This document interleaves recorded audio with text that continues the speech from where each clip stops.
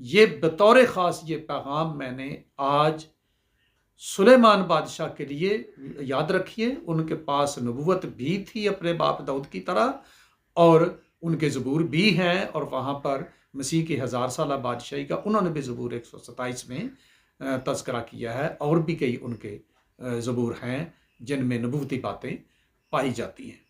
تو اگر نبوتی برکت سلیمان کے پاس نہ ہوتی تو وہ بنی اسرائیل کا بادشاہ خدا کی طرف سے چنا ہوا کبھی ہوتا ہی نہیں۔ تو اس سے آگے میں سلسلہ شروع کر رہا ہوں سلیمان ہی کی لکھی ہوئی کتاب غزل الغزلات کا، جو ایک ٹف کتاب ہے، تو کوئی اس پہ بات نہیں کرتا، لیکن میں اس کی آیت با آیت تشریح آپ لوگوں کے لیے بیان کرنے جا۔ آقائے چہار جہان، منجی عالم و انسان یسوع المسیح کے برتر نام میں آپ کی سلامتی ہو۔ پطرس رسول کے خط میں یوں تو لکھا ہے کہ تمام نبیوں میں ہی مسیح کا روح تھا، لیکن آج ہم عہد نامہ عتیق میں کچھ ایسی شخصیات کی پیدائش، حیات، حالات یا خدمات کا تذکرہ دیکھیں گے جو بہت ہائی پرسنٹیج میں مسیح کے ساتھ ملتی جلتی ہیں۔ اس مضمون پر تو بہت طویل پیغام بن سکتا ہے اگر ان کی پوری تفصیلات زیر بحث لائی جائیں، لیکن آج کے پیغام میں مختصراً کچھ باتیں بطور ہنٹس پیش کرنے جا رہا ہوں تاکہ اس طویل مضمون کا کچھ خاکہ آپ کے ذہن میں بن سکے۔ تو پرانے عہد نامے سے 5 ایسی شخصیات ملتی ہیں جن کے یا تو پیدائش کے اعتبار سے، یا زندگی کے واقعات کے اعتبار سے، یا ان کی جو کچھ خدا کی بادشاہی کے لیے خدمات تھیں ان کے اعتبار سے، ان کے کام یا اعمال خداوند یسوع مسیح کے ساتھ بہت زیادہ میل کرتے ہیں یا میچ کرتے ہیں۔ تو ان میں سب سے پہلی شخصیت پیدائش 14 باب میں ہمیں نظر آتی ہے، ملکہ صدق۔ عبرانیوں 7 باب میں مصنف نے اس کا تذکرہ ان الفاظ میں کیا ہے کہ مسیح کے ساتھ اس کی صفات اس طرح ملتی ہیں کہ وہ بے باپ، بے ماں، بے نسب نامہ ہے، اور یسوع مسیح بھی اسی طرح ابد تک ملکہ صدق ہی کی طرح کاہن اور بادشاہ ہے۔ تو اس میں صفت ہمیں ملتی ہے کہ ملکہ صدق بادشاہ بھی تھا، اپنے علاقے کا بادشاہ بھی تھا، اور خدا کا کاہن بھی تھا۔ تو یہ صفت مسیح کی صفت کے ساتھ ملتی ہے جو ہمارا سردار کاہن بھی ہے، اور دیکھا جائے تو الوہی اعتبار سے، اس کی الہی صفت کے اعتبار سے، اس کی الوہیت کے اعتبار سے اس کا کوئی باپ یا ماں انسانوں میں سے زمین پر نہیں ہے۔ اور اسی طرح ملکہ صدق کا کوئی نسب نامہ بھی ہمیں نہیں ملتا، اس کی آگے اولاد کا بھی کوئی تذکرہ نہیں ہے۔ تو پہلی شخصیت تو وہ ہمیں نظر آتی ہے جو کہانت اور بادشاہ ہونے کے اعتبار سے خداوند یسوع مسیح کا ایک پیٹرن ہے، ایک ٹائپ ہے، ایک نمونہ ہے یا مثیل ہے۔ تو دوسری شخصیت پیدائشی کی کتاب میں ہمیں مقدس یوسف نبی کی نظر آتی ہے کہ جو خدا کا چنا ہوا اور اپنے باپ یعقوب کے بعد اپنے بھائیوں میں سے ایک نبی تھا۔ تو اس کے بھائیوں نے اسے رد کیا، اور اس سبب سے وہ اس کے ساتھ عداوت رکھتے تھے کہ وہ ان کی نسبت زیادہ راست باز اور زیادہ خدا رسیدہ تھا، یعنی خدا کے ساتھ زیادہ گہرا تعلق تھا اس کا۔ تو یسوع مسیح کے زمانے کے بنی اسرائیل بھی خداوند یسوع مسیح پر یہی اعتراض کرتے تھے کہ تو ہمارے بزرگوں سے خود کو برتر بناتا ہے، اور تو آدمی ہو کر خود کو خدا بناتا ہے، وغیرہ وغیرہ، اس طرح کے ان کے اعتراضات تھے۔ تو مفت میں انہوں نے اس کے ساتھ عداوت رکھی۔ تو اسی طرح یوسف کے بھائیوں نے یوسف کو غیر قوم کے ہاتھ بیچ دیا۔ یسوع مسیح کو بھی ان کے زمانے کے لوگوں نے غیر قوموں کے ہاتھ میں دے دیا، لیکن دیکھا جائے تو غیر قوم میں جا کر ہی یوسف بادشاہ بن گیا، اور وہی پھر ان کے لیے زندہ رہنے کا، یعنی اپنے بھائیوں اپنے خاندان کے لیے زندہ رہنے کا وسیلہ بنا، کیونکہ جب قحط پڑا تو وہ غلہ حاصل کرنے مصر کو گئے۔ انہوں نے تو یوسف کو نہ پہچانا، لیکن یوسف نے انہیں پہچان لیا، انہیں مفت غلہ بھی دیا، اور بعد ازاں انہیں اپنے پاس اپنی بادشاہی میں ہی بلا لیا۔ یہ ایک بڑی تشبیہ ہے جو کہ خداوند یسوع مسیح میں بھی اسی طرح پوری ہوتی ہے، کہ یسوع مسیح بھی غیر قوموں ہی میں جلال پا کر، کیونکہ اب غیر قوموں کی کلیسیا سے وہ جلال پا رہے ہیں، تو غیر قوموں سے جلال پا کر اب واپس آئیں گے تو بحثیت بادشاہ ہی واپس آئیں گے۔ بنی اسرائیل کے ساتھ ان کی ملاقات بحثیت بادشاہ ہی ہوگی، اور وہی اسرائیلیوں کو دشمن قوموں کے ہاتھ سے بچائیں گے، جس کا ذکر زکریا نبی کے صحیفے 14 باب میں، مکاشفہ 12 باب، 14 باب اور 19 باب میں ہے، ان لڑائیوں اور جنگوں کا ذکر۔ تو مکاشفہ 12 اور 14 اور 19 باب کا میں اس سے پہلے کے پیغامات میں ذکر کر چکا ہوا ہوں، وضاحت کر چکا ہوں۔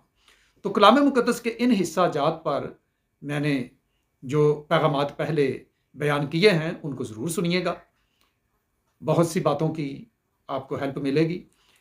تو تیسری مقدس شخصیت جس کی پیدائش اور کردار میں اور کام میں خداوند یسوع مسیح نظر آتے ہیں، وہ ہیں جی مقدس موسیٰ نبی۔ تو پیدائش کے وقت شیطان نے حضرت موسیٰ کو بھی خداوند یسوع مسیح ہی کی طرح مروا دینا چاہا، ان کے پیدائش ہی سے کے وقت سے، اور اس مقصد کے لیے اس نے بہت سے بچوں کو قتل کروایا۔ موسیٰ بنی اسرائیل کو مصر کی غلامی سے نکال کر آزاد ملک کی طرف لے کر آئے۔ ان کے وسیلے اسرائیلیوں کو خدا نے پانی میں سے گزارا، جو بپتسمے کی تشبیہ ٹھہرا۔ ان کو خدا کا کلام ملا، وہ آسمانی خوراک یعنی من سے سیر ہوئے۔ خدا ابر کے ستون کی صورت میں ان کے درمیان میں آ کر سکونت پذیر ہوا۔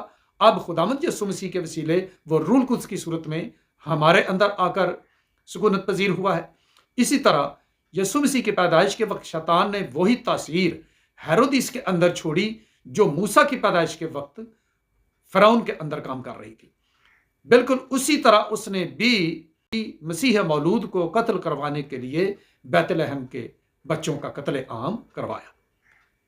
پانی کے بپتسمے کے وسیلے ہم مسیح کی موت اور جی اٹھنے میں شامل ہوتے ہیں، جیسا کہ رومیوں کے خط کے 6 باب میں وضاحت دی گئی ہے۔ تو موسیٰ کے وسیلے فسح کے برے کے خون نے بنی اسرائیل کو موت سے بچایا، اور اسی رات وہ مصر کی غلامی سے باہر نکل آئے۔ اور اب جیسا کہ پہلا کرنتھیوں 5 باب کی 7 آیت کے مطابق مسیح ہمارے لیے فسح کا برہ ہے، یسایہ 53 باب کے مطابق مسیح کے کفارے نے ہمیں گناہ کی غلامی سے آزاد کرایا ہے، اور ہم شیطان کی بادشاہی اور عالم ارواح کی قید سے آزاد ہو جاتے ہیں۔ آخر کار خداوند یسوع مسیح ہمیں ہمیشہ کی زندگی کی بادشاہی میں داخل کریں گے، جس کی تشبیہ کے طور پر بنی اسرائیل کنعان یعنی وعدے کی سرزمین میں داخل ہوئے تھے۔ تو چوتھی شخصیت ہمیں ملتی ہے جی سلیمان بادشاہ۔ سلیمان کے بارے میں میرا خیال ہے کئی لوگ جو ہے نا ان کی زندگی کے آخری ایام کے لحاظ سے سوال اٹھائیں گے، تو وہ اس کی شخصی غیر کاملیت ہے، لیکن جو اس سے پہلے کردار ہے وہ خداوند یسوع مسیح والا ہے۔ تو لفظ مسیح کے لفظی معنی ہے مسح کیا ہوا، اور اصطلاحی معنی ہے ممسوح بادشاہ۔ دانیل 9 باب کی 25 آیت میں مسیح کے لیے پیشین گوئی کے طور پر نبوت میں ممسوح فرمانروا کے الفاظ استعمال ہوئے۔ تو مطلب یہ کہ جیسے مسیح ممسوح بادشاہ ہے، اس کے مسیر بھی ویسے ہی ہونے چاہیے، اور موسیٰ ایسے ہی تھے، وہ نبی بھی تھے، ممسوح نبی بھی تھے، بادشاہ بھی تھے۔ تو سلیمان سے پہلے جو 2 نبی بنی اسرائیل میں سے خدا نے لیے، یعنی ساؤل اور داؤد، وہ ایک ہی نبی یعنی سموئیل نبی کے ہاتھ سے مسح ہوئے تھے۔ باقاعدہ پورے طریقے کے ساتھ سموئیل نبی نے انہیں مسح کیا تھا، اور दाऊद के तो नबूती काम वाज़ेह है और साउल के लिए भी शमूएल नबी ने पहले से बता दिया था कि तेरे मुंह से भी नबूवतें निकलेंगी जब तुझे अंबियाज़ादों का टोला रास्ते में मिलेगा। तो ऐसा हुआ, उसे नबियों में शामिल किया गया और फिर उससे बादशाह का ताज और तख्त फिर मिला। तो सुलेमान भी तीसरा ममसूब बादशाह था बनी इसराइल का। इसके बाद जो बादशाह वो खानदानी चुनाव के वसीले जो है बनते गए, बादशाह बनते गए, लेकिन ममसूब बादशाह बनी इसराइल में ये 3 ही थे। तो सुलेमान का दौर जो है वो अमन सलामती का दौर था। साउल और दाऊद के जो दोनों अदवार थे वो जंगों में गुजरे, उन्होंने लड़ाइयाँ लड़ी, इर्द गिर्द के कौमों के साथ उनकी लड़ाइयाँ रहीं और वहाँ पे उन्होंने फतूहात हासिल की। तो ये तशबीह है आज हमारे दौर की कि हम जो शैतान की बादशाही के साथ जंग कर रहे हैं, लेकिन सुलेमान का दौर जितने साल भी उसकी बादशाही तकरीबन 40 साल रही, उस दौरान कोई जंग नहीं हुई, बल्कि इर्द गिर्द की तमाम अकवाम खुद ही उसकी मती हो गई और उसे बाकायदा वो टैक्स देती रही। तो ये खुदावंद यीशु मसीह के 1000 साला बादशाही की एक बहुत ही कामिल तशबीह है। तो 1000 साला बादशाही का अमन व अमान जिसके दौरान कोई जंग नहीं होगी, उसके इख्तिताम पे जूझ बाजूझ जो है वो मुकद्दस शहर पर हमलावर होंगे, लेकिन पूरा 1000 साल कोई भी खुदावंद के खिलाफ खड़ा होने की जुर्रत नहीं करेगा। तो ये ऐन उसकी तशबीह है और उसमें जानवर भी वो भी अपना वैशीपन छोड़ के वो भी अमन व सलामती से रहेंगे, जैसा कि यसाया नबी के सहीफे के 11 बाब में हमें सारा इसका बयान मिलता है। तो सुलेमान बादशाह का जो दौर जो था वो खुदावंद यीशु मसीह की 1000 साला बादशाही की तशबीह थी, इसलिए सुलेमान भी खुदावंद यीशु मसीह के मसील है। तो 5वीं शख्सियत है जी जो सुलेमान बादशाह के बाद हुए, एलिया नबी। एलिया नबी का भी कोई खानदान, कोई कबीला कहीं पर बाइबल मुकद्दस में कहीं पर जो है बयान नहीं किया गया, कोई जिक्र नहीं कि उनका कौन सा खानदान था, ना ही उनके किसी बीवी या बच्चों का कोई तज़किरा है। तो ये भी गोया आप यूं समझ लें कि मलके सिदक जैसी शख्सियत थी। तो बनी इसराइल में वो कामिल तरीन शख्स एलिया नबी हुए हैं जो मसीह की मानद आसमान पर उठा लिए गए। तो ये सारी बातें, ये बतौर ख़ास ये पैगाम मैंने आज सुलेमान बादशाह के लिए याद रखिए। उनके पास नबूवत भी थी अपने बाप दाऊद की तरह और उनके ज़बूर भी हैं, और वहाँ पर मसीह की 1000 साला बादशाही का उन्होंने भी ज़बूर 127 में तज़किरा किया है, और भी कई उनके ज़बूर हैं जिनमें नबूवती बातें पाई जाती हैं। तो अगर नबूवती बरकत सुलेमान के पास ना होती तो वो बनी इसराइल का बादशाह खुदा की तरफ से चुना हुआ कभी होता ही नहीं।